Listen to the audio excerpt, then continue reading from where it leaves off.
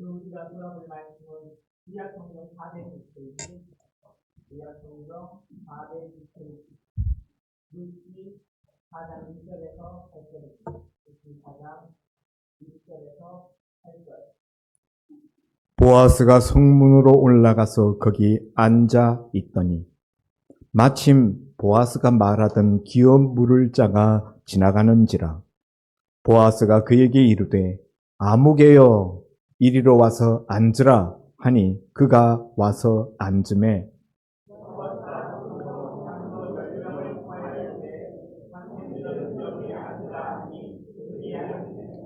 보아스가 그 기업 물을 자에게 이르되 모압 지방에서 돌아온 나오미가 우리 형제 엘리멜렉의 소유지를 팔려 함으로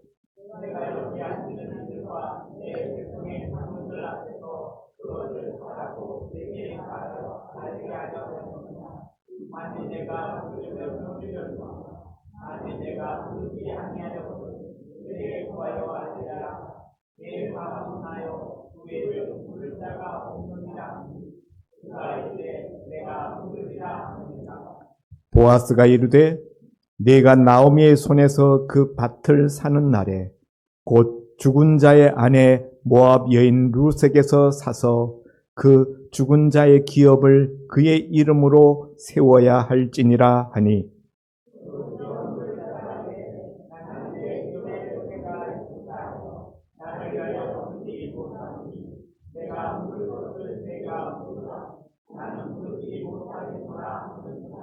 옛적 이스라엘 중에는 모든 것을 무르거나 교환하는 일을 확정하기 위하여 사람이 그의 신을 벗어 그의 이웃에게 주더니 이것이 이스라엘 중에 증명하는 전례가 된지라.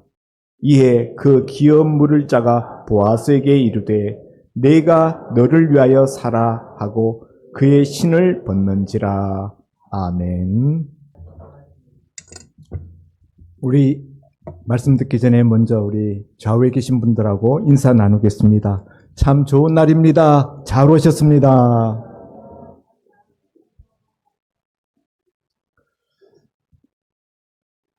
오늘 우리가 상고하고자 하는 이 룻기서 말씀은 저희가 지금 새벽기도 시간에 계속 이 룻기서 말씀을 상고하는 중에 있는데요.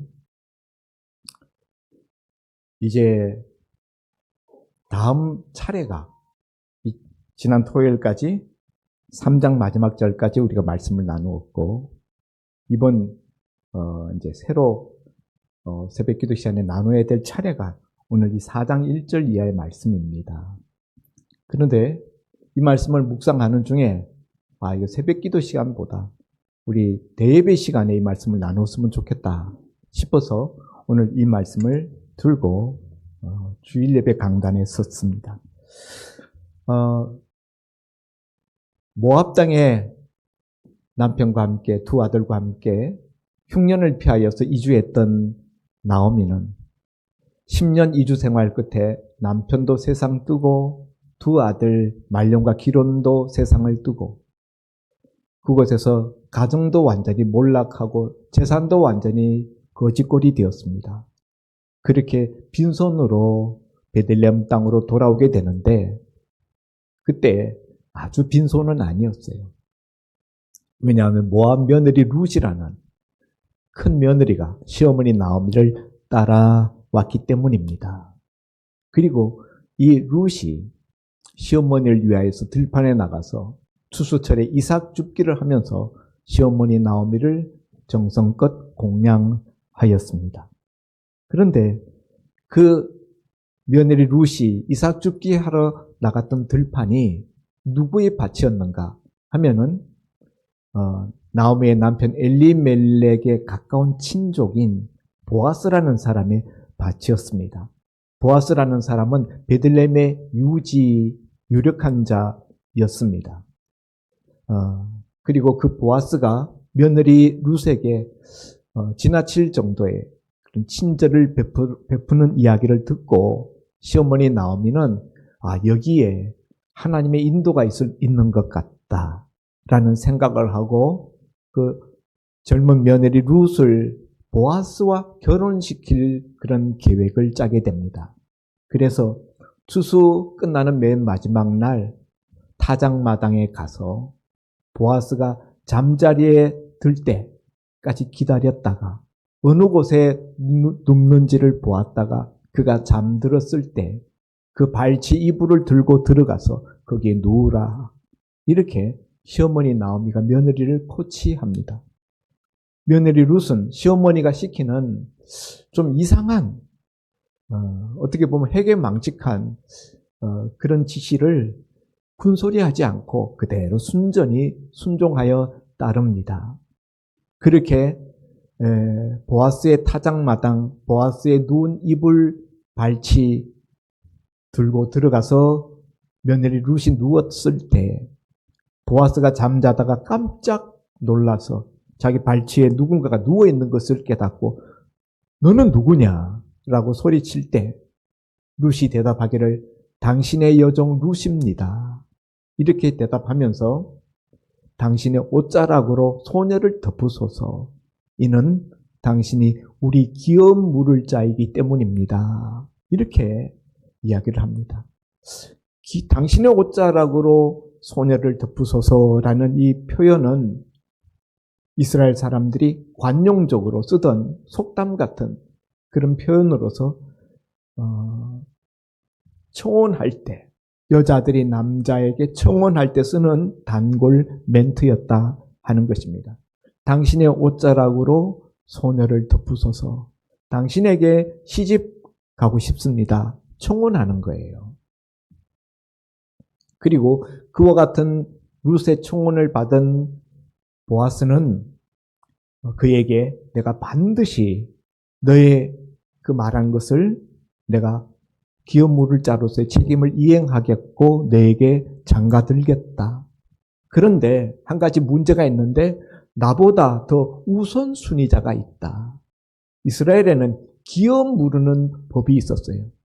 레위기서 25장 25절 이하에 보면은 어느 집안에서 가장이 죽고 아들이 없이 대를 이을 자식이 없이 밭을 잃어버렸을 때 밭이 제3자에게 넘어갔을 때 그 잃어버린 그 밭을 도로 회복하게 해주는 기업 물을 자에 대한 제도가 있었어요. 그 형제가 가까운 친족이 기업을 물을 수 있도록 그렇게 율법에 규정되어 있습니다. 그래서 기업 물을 자로서 보아스가 그 사명을 감당하겠다라고 약속을 하는데 우선순위자, 보아스는 2순위자예요. 자기보다 더 가까운 친족인 1순위자가 있기 때문에 그가 기업 물을 자의 책임을 이행하면은 보아스에게는 차례가 돌아가지 않는 것입니다. 그래서 그가 기업 물을 자의 책임을 이행하는지 여부에 따라서 보아스에게 차례가 돌아올 수도 돌아오지 않을 수도 있었던 것입니다.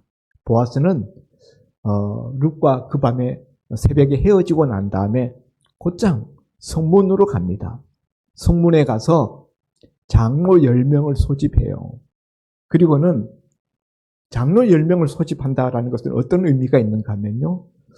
성문이라는 곳은 보통 두 가지 용도로 쓰였습니다. 첫째는 시장의 용도로 매매하고 물건을 사고 파는 그런 장소로 성문이 이용되어졌고 또 다른 이용은 바로 재판 장소, 법정이 열리는 곳이 성문이었습니다. 보아스가 10명의 장로들을 모아서 공개적으로 지금 일을 진행하려고 하는 것은 자기보다 앞선 1순위 기업 물을 자에게서부터 그 기업 물을 권리를 양도받기 위한 그런 목적으로 지금 성문 앞에 10명의 장로들을 모았습니다. 그런데 마침 그때 이 1순위 기업 물을 자가 그 성문 앞을 지나가고 있는 거예요. 그걸 보고 보아스가 아무개요, 이리 와서 앉으라. 이렇게 그를 불러서 그에게서부터 기업 물을 자의 책임을 이행할 것인지 여부를 듣고자 합니다. 자, 나오미의 가장 가까운 친척인 1순위자 아무개와 나오미에게 두 번째로 가까운 친족인 보아스, 이 두 사람 사이에는 이 사람들도 가까운 친척이에요. 친척지간입니다. 이름을 모르겠습니까? 보아스가 그 1순위자 친척의 이름을 모르겠냐고요. 모를까요? 알까요? 당연히 알지요. 그런데 오늘 성경에 보면은 1절에 보아스가 그에게 이르되 아무개여 이리로 와서 앉으라. 이렇게 그의 이름을 부르지 아니하고 아무개라는 이름을 알 수 없는, 우리 같으면은 뭐 개똥이 소똥이 그런 식으로 아무렇게나 불러 그를 그 재판하는 자리에 초대하는 것을 보게 됩니다. 이 사람은 분명히 이름이 있었고 보아스도 이 사람의 이름을 잘 알고 있었어요. 그런데도 불구하고 성경 기자는, 이 룻기서 기자는 그 사람의 이름을 밝히지 않습니다. 그냥 아무개로 익명으로 처리합니다. 오늘 그렇게 하는 이유가 어디 있을까? 이것이 오늘 이 시간에 우리가 이 본문을 생각하고자 하는 화두입니다. 왜 그렇게 불렀을까? 왜 룻기 저자는 그런 식으로 기록했을까? 두 가지 이유가 있다고 생각합니다. 첫째 이유는 그 사람의 후손들의 명예를 지켜주기 위해서. 왜냐하면 이 1순위자가 기업 물을 자의 책임을 이행하지 않겠다고 자기 발에서 신을 벗기 때문에, 신을 벗는다라는 것은 자기 권리, 자기 점유권을, 소유권을 포기하고 양도한다라는 의미가 있어요. 신명기 25장 9절 이하에 보면은 기업 물을 자가 자기의 기업 물을 그 권리, 소유권 내지는 점용권을 타인에게 양도하거나 포기할 때 그 발에서 신발을 벗기우라 라고 말씀하는 구절이 나옵니다. 이 사람은 보아스의 이와 같은 이야기를 듣고 그 장로들과 보는 증인들 앞에서 자기 발에 신을 자기 손으로 벗어서 자기의 권리를 양도 포기합니다. 오늘 6절에 보면은 그 기업 물을 자가 이르되 나는 내 기업에 손해가 있을까 하여 나를 위하여 물으지 못하노니 내가 물을 것을 네가 물으라. 나는 물으지 못하겠노라 하는지라. 그렇게 기업 물을 자로서의 책임을 이 1순위자는 포기하고 회피합니다. 이 기업 물을 자의 이것은 권리이기도 하고 의무이기도 해요. 가까운 친족이 몰락해서 그 조상 대대로 물려오던 땅을 잃어버리게 되었을 때 그 잃어버린 땅을 되찾아주는 아주 가까운 친척, 그가 기업 물을 자인데 이런 의무를 이행해야 될 책임이 있는 거죠. 그런데 이것을 이행하지 않았다. 이행하지 않았을 때는 어떻게 했는가? 신명기 25장 5절과 그 밑에 이제 9절에 있는 내용을 쭉 보면요. 첫째, 발에서 신발을 벗기우고, 두 번째, 그 얼굴에 침을 뱉으라 그랬어요. 얼굴에 침을 뱉고 수치와 모욕, 치욕을 받게끔 그렇게 하고 이 사람의 집은 신발 벗겨온 자의 집이다. 이렇게 일컬어라. 그렇게 이야기했어요. 그러니까 이것은 대단히 모욕적인 것입니다. 하나님이 이 기업 물을 자의 책임을 이행하지 않는 자에게 하나님께서 온 마을 공동체로부터 외면받고 그리고 조롱받고 조소받게끔 그렇게 하신 거예요. 그렇기 때문에 이 사람의 후손들이 자기 조상이 기업 물을 자로서의 책임을 이행하지 않았다 하는 것을 알게 될 때 그 얼굴이 어떻게 됩니까? 그러니까 그 후손들의 자녀손들의 명예를 생각해서 기업 물을자의 책임을 마땅히 이행해야 되는 자리, 책임이 있음에도 불구하고 그것을 회피한 이 아무개는 익명으로 처리했다. 인권보호라 그럴까요? 그 명예를 위해서 자손들의 입장을 생각해서. 그러나 또 한 가지 의미가 있습니다. 왜 이렇게 성경은 이 아무개에 대한 1순위자에 대한 이름을 숨기고 이런 식으로 기록하고 있는가? 이것은 하나님이 이 사람에 대해서 어떤 마음을 가지고 있는가, 어떻게 보시는가 하는 것을 또한 나타내는 표현이기도 합니다. 성경에 이름이 기록되어지지 않다 하는 것은 하나님이 그 사람을 기억하지 않는다는 의미를 담고 있습니다.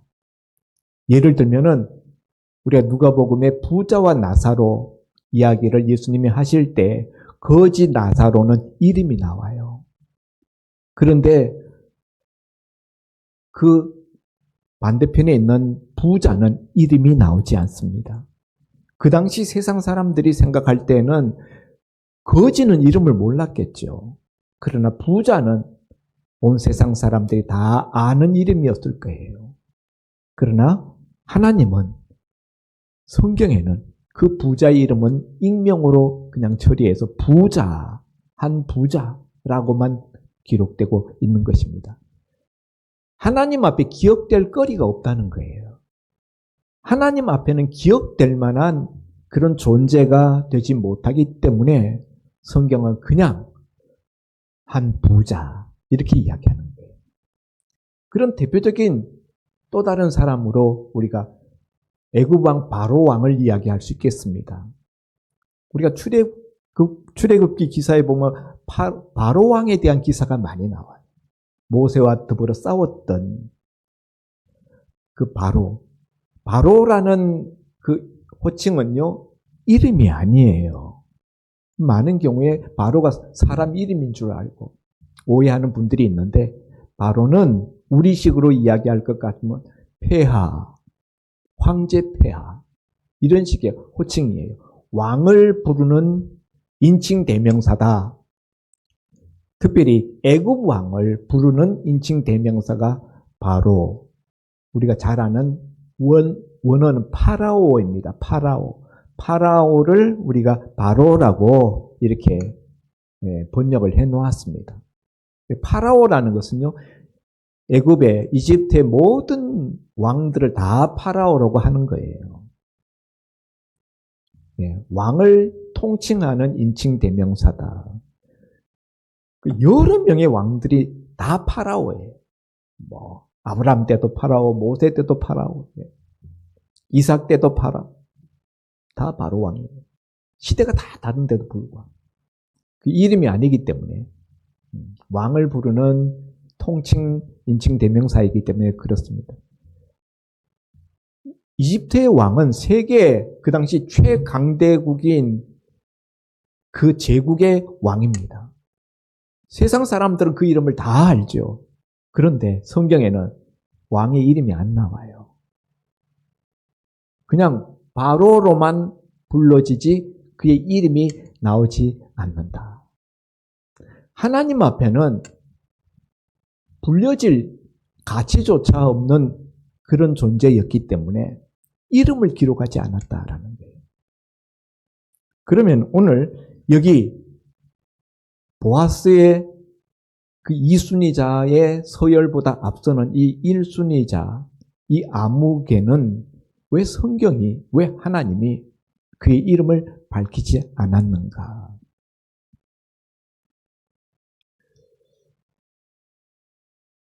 사람은 죽어서, 호랑이는 죽어서 가죽을 남기고 사람은 죽어서 이름을 남긴다. 사람의 사람 됨됨이는 그 이름에서 드러납니다. 여러분, 인격적인 대우를 받지 못하는 곳에서는 이름을 불러주지 않습니다. 감옥에 들어가면은 이름이 없어요. 몇 번, 죄수 번호 몇 번, 번호로 통합니다. 논산훈련소에 들어가면은 이름이 없습니다. 훈련생 몇 번 훈련생, 번호로 통합니다. 이름을 불러주지 않는다는 것은 인격적인 대우를 안 하겠다는 말이에요. 존재로 가치 있게 사람 대접하지 않는다는 것입니다. 오늘 이 기업 물을 1순위자에 대하여서 하나님이 사람 대접하지 않겠다는 거예요. 인간같이 여기지 않는다라는 거예요.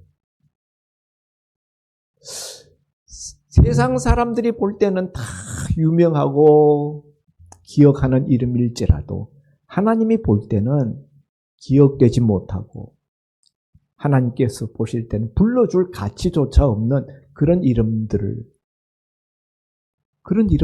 많이 있는 것입니다. 오늘 이 1순위자도 바로 그런 이름에 속하였기 때문에 성경이 그의 이름을 기록하지 않고 있다는 사실입니다. 제가 오늘 주보 컬럼에 고 김원 집사님을 추억하며 라는 컬럼을 실었던 이유는 기억되는 이름이 있다는 사실을 여러분에게 말씀드리기 위해서예요. 제 목회 30년을 뒤돌아보면은 특별히 제 가슴 속에 그 이름이 남아있는 분들이 있습니다. 우리 교회를 거쳐간 많은 분들이 있어요. 일찍 이렇게 세상을 떠나신 분들도 있고 자기 스스로 교회를 떠난 분들도 있고 제 마음속에 가치 있게 귀하게 남아있는 이름들이 있습니다. 하나님께도 하나님 마음에 남아있는 이름들이 있어요. 그 이름을 하나님의 손바닥에 써서 하나님이 기억하시는 그런 이름들이 있다는 것입니다. 그런가 하면은 오늘 이 아무개처럼 하나님 전혀 기억하지도 않는 그런 이름들이 있는 것입니다. 그래서 우리는 아무개로 하나님께 기억되지 않아야 되겠다라는 결심을 오늘 이 시간에 우리가 할 수 있기를 주의 이름으로 축원드립니다. 이름을 잃지 말고 하나님 앞에 이름을 잃지 말고 살자. 하나님이 내 이름을 기억하시는 그런 인생으로 살자 하는 것입니다. 그러면 이 1순위자는 어떻게 해서 이름을 잃어버렸는가? 하나님께로부터 기억되지 않는 그런 이름이 되고 말았는가? 오늘 우리 본문을 가만히 들여다보면은 보아스가 이 1순위자에게 네가 나오미의 기업 물을 자 1순위자이니 네가 기업 물을 자로서의 그 권리, 그 책임을 내가 이행하겠느냐라고 물으니 이 사람이 처음에는 그러겠다고 합니다. 그러나 보아스가 기업 물을 자의 책임을 이행한다는 것이 무엇을 의미하는지를 자세히 설명하자. 그 다음에는 못하겠다고 합니다. 처음에는 왜 한다고 그랬을까요? 왜 또 보아스가 좀 자세히 설명하니까 그 다음에 왜 못하겠다고 할까요? 자, 보아스가 뭐라고 이야기했는가 하면은 4절에 내가 만일 4절 내가 여기에 앉은 이들과 내 백성의 장로들 앞에서 그것을 사라고 내게 말하여 알게 하려 하였노라. 만일 내가 물으려면 물으려니와 만일 내가 물으지 아니하려거든 내게 구하여 알게 하라. 내 다음은 나요. 그 외에는 물을 자가 없느니라 하니 그가 이르되 내가 물으리라. 이게 물은다는 말은 밭을 물러준다는 거예요. 땅을 회복시켜준다는 겁니다. 남편 엘리멜렉과 나오미가 모압 땅으로 이주해 갈 때 이 땅은 이미 제3자에게 넘어갔어요. 제3자에게 팔았습니다. 그런데 이스라엘에서는요, 그 토지의 소유권은 근본적으로 하나님께 있어요. 희년이 되면은 그 토지가 원래 주인에게로 돌아갑니다. 아무리 매매가 되었어도. 그리고 원래 땅을 가지고 있었던 그 주인은 희년이 될 때까지의 기간을 계산해서 그것을 되찾을 수 있는, 되살 수 있는 재구매권이 있었어요. 요거는 그 원 소유주가 갖고 있는 거예요. 근데 지금 기업 물을 자는 이것을 이행해 줄 수 있는 권리가 있는 사람이에요. 잃어버린 땅, 제3자에게 넘어간 땅을 도로 사서 원래 이 나오미 가문에 엘리멜렉에게 그 가문에게 귀속시켜 줄 수 있는 권리가 있었다. 그래서 이 사람이 그거 자기가 하겠다고 합니다. 내가 기업 물을 자 땅을 회복시켜주는 그 일을 내가 하겠다. 여기 나오미가 팔려 한다. 이제 그렇게 본문에 되어져 있는데 이 팔려고 한다라는 이 단어는 원래는 팔았다라는 완료 시제예요. 우리 성경에서는 미래 시제처럼 표현하고 있지만 원래는 완료 시제다. 이미 팔아서 소유권이 넘어간 상태예요. 그런데 지금 판다는 것은 소유권을 판다는 것이 아니라 그 팔아 넘긴 땅을 재구매할 수 있는 재구매권을 판다는 거예요. 땅을 다시 살 수 있는 권리. 그거를 기업 물을 자한테 넘기겠다라는 이야기죠. 이 사람이 그것을 처음에 하겠다고 해요. 왜냐하면 그 땅을 사면은 그 땅이 자기 땅이 되기 때문이에요. 자식이 없잖아요. 자기 가까운 친족인데 엘리멜렉의 두 아들 말론과 기론이 다 죽었잖아요. 그 다음 가까운 친족인 제1순위다 자기가 그 땅을 사서 엘리멜렉 가문의 땅으로 귀속시켜도 그 관리하고 그 소유권은 자기가 가지고 있는 거예요. 우리도 그렇잖아요. 우리 가까운 친척이 아무 후손도 없이 세상을 떠났다. 그러면 가족 순서 서열을 따라서 그것이 상속되어지는 것입니다.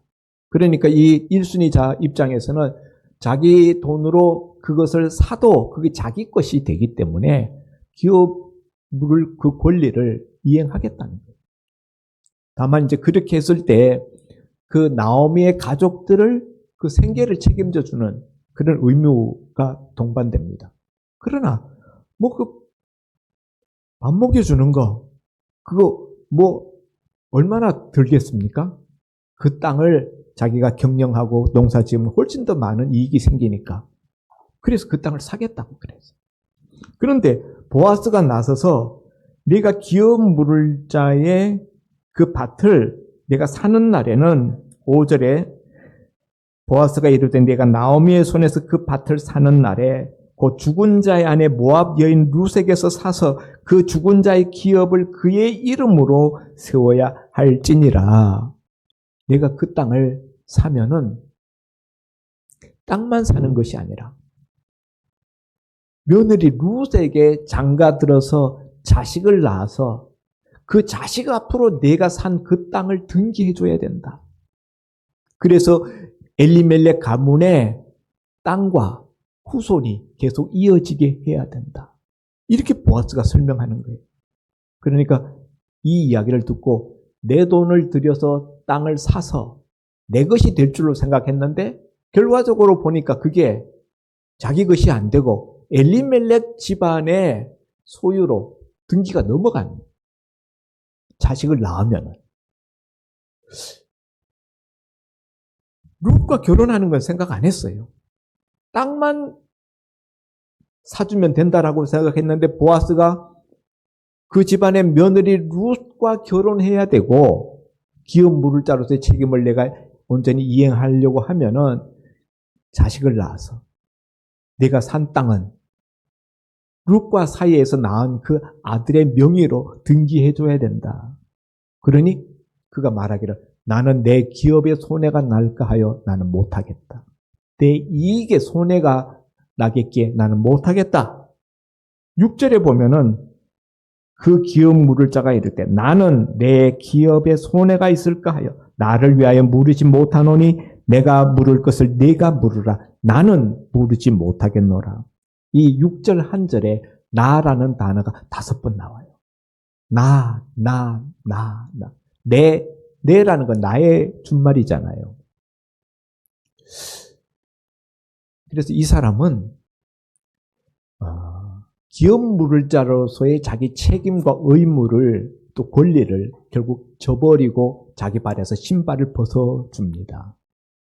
바로 이것이 그가 하나님 앞에 그 이름이 기억되지 않게 된 이유였다 하는 거예요. 하나님은 율법을 통하여서 그렇게 이스라엘의 황폐해진 가문, 끊어지게 된 가문들의 대를 이어가도록 하나님은 계획하셨는데 그 하나님의 율법, 하나님의 계획, 그 하나님의 뜻, 그것을 순종하지 않냐고 불순종하는 결과로 나갔기 때문에 하나님은 그의 이름을 잊어버리시고 그의 이름을 아예 아무개로 표현하셨다는 거예요. 이 사람이 가장 핵심에 두고 있는 판단의 결정적인 잣대는 뭐냐? 내게 이익인가 아닌가 하는 거예요. 내게 이익이 되면은 하나님의 말씀, 하나님의 규례대로 하지만은 내게 손해가 되면은 하나님의 규례라 할지라도 하지 않겠다. 이 기업 물을 자에 대한 레위기서 25장 25절 이하에 있는 규례는요. 하나님의 규례이기는 하지만은 이것 안 하면은 뭐 죽거나 뭐 이스라엘에서 추방당하나 그런 것은 아니에요. 하기 싫으면은 안 할 수도 있었어요. 그러나 그것은 매우 불명예스러운 일이고 불충성스러운 일이고 이스라엘 공동체 일원으로서 부끄러운 일이었다. 그래서 그의 얼굴에 침을 뱉고 그를 온 동네 사람들이 신발 벗겨온 사람의 집이라고 손가락질 당하도록 만들었던 것입니다.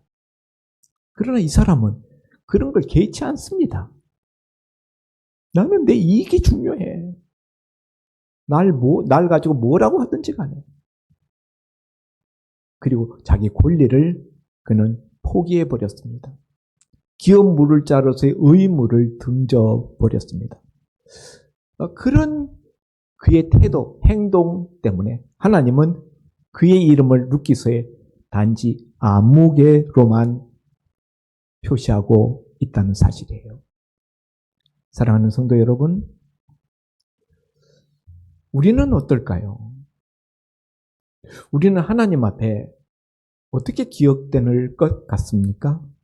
지금 내가 살아온 나의 모습, 지금 내가 하고 있는 행동들, 이런 것을 유추해 봤을 때 하나님이 내 이름을 제대로 알아주고 계실까요? 아니면 혹시 아무개로 익명 처리하고 계시지는 않을까요?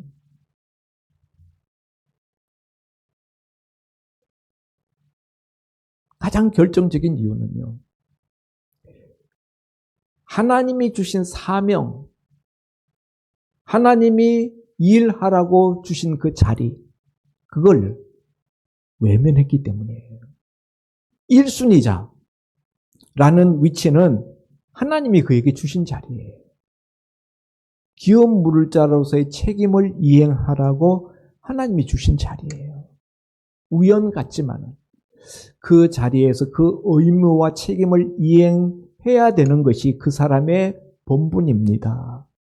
그런데 그 자기 자신에게 부여된 하나님의 사명, 하나님이 맡겨주신 그 도리, 공동체 속에서 자신이 감당해야 될 그 위치와 자기 마땅히 감당해야 될 그 본분, 이런 것들을 외면했다는 거예요. 아마 이 1순위자는 나오미가 모압 땅에서부터 돌아왔을 때부터 그 소식을 들을 때부터 이 문제를 생각했을 거예요. 완전히 쫄딱 망해서 왔대. 그러면 어떻게 해야 될까요? 1순위자로서. 그 가장 가까운 친척인 그 집안을 가서 찾아보고 얼마나 먹고 사는 문제에 급급해 있는지 형편도 살펴보고 어려우면 도움도 주고 그렇게 할 생각을 하면서 어떻게 땅을 회복시켜 줄 것인지에 대한 생각도 마땅히 그냥 했으리라고 생각합니다. 자기에게 주어진 위치가 그거니까. 그런데 이 사람은요, 그 모든 것들을 생각은 하면서 실행에 옮기지는 않았다는 거예요. 마음의 양심의 부담감을 느꼈을 거예요.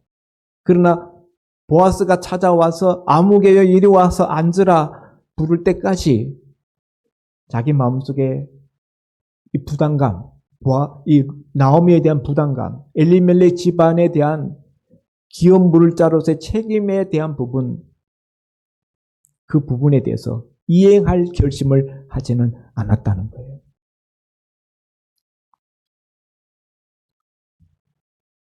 그리고 보아스가 그 1순위자의 그 책임을 이행할 것인지 말 것인지 그것을 공개적으로 사람들 앞에서 물어볼 때 차마 못하겠다고 이야기하기가 참 분위기상 그랬어요. 못한다는 이야기는 정말 파렴치한 그런 자로 스스로를 낙인 찍는 것이기 때문에 이 순위자가 하겠다고 그러는데 보아스가 나서서 하겠다고 하는 마당에 자기가 못하겠다고 하는 것도 체면이 없고 그러니까 일단은 하겠다고 합니다. 그거는 땅만 회복시켜주는 거예요. 그것까지는 자기에게 이득이 되기 때문에. 그러나 모압 과부 며느리 룻과 결혼을 하여서 자식을 낳아주고 그 자식의 이름으로 내가 도로 회복한 물은 그 땅의 이름을 그의 등기로 올려줘야 된다라는 이야기를 들었을 때 그러면 나는 못하겠다라고 나답아지는 거예요. 사랑하는 성도 여러분, 우리가 내 이기적인 마음을 앞세우게 되면은 하나님의 뜻, 하나님의 말씀, 하나님의 계명을 지킬 수가 없게 됩니다. 오늘 이 사람을 통해서 우리가 깨닫게 되는 진리가 뭐냐? 모든 것이 나에게만 관심이 있어요. 내 것, 내 소유. 그러면요, 하나님이 맡겨주신 내 사명, 책임 감당하지 못합니다. 그것이 앞서면 마음속으로는 언젠가는 하나님 일 해야지 그런 생각이 있어요. 그러나 늘 내가 먼저 앞장서요. 내 욕망, 내 소유, 그것이 앞장서서 늘 그곳으로 우리 마음이 기울어져 있으면 언제 하나님 일 합니까? 어떻게 하나님을 일할 수 있습니까? 못하는 거예요. 오늘 이 사람은 하나님이 주신 그 사명, 마땅히 감당해야 될 그 본분, 그 자리를 자기 스스로 발로 차버렸어요. 인간적으로 볼 때는 룻이라는 이 모압 소녀 과부는 정말 초라하고 볼 것 없고 이용 가치 없는 자기에게 손해되는 것이라고 이 사람은 봤던 거예요.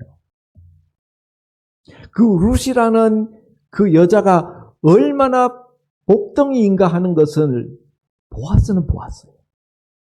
보아스는 그것을 보았기 때문에 룻과의 결혼을 1순위자가 포기하면 내가 감당하겠다고 하는 거예요. 그래서 보아스가 복을 받습니다. 여러분, 오늘 이 1순위자에게는 친족이 고통받고 있는 그 모습을 보면서도 불쌍히 여기는 마음이 없었어요. 공동체 의식이 없었습니다. 책임 의식이 없었습니다. 돕고자 하는 마음이 없었습니다. 일순위자의 책임을 이행하지 않으면서도 신발을 벗으면서도 부끄러워하는 마음이 없었어요. 그런 사람은 하나님도 그의 이름을 기억하지 아니하신다. 이것이 오늘 본문이 우리에게 말씀하는 교훈입니다. 사랑하는 성도 여러분, 우리 인생이 다 하는 날 내 이름이 하나님의 손바닥에 새겨지고 하나님의 생명책에 기록되어져서 이 세상 사람들이 내 이름을 기억하지는 못한다 할지라도 하나님께는 꼭 기억되는 이름이 될 수 있기를 주의 이름으로 축원드립니다. 기도합니다. 아버지 하나님, 하나님이 주신 복된 기회,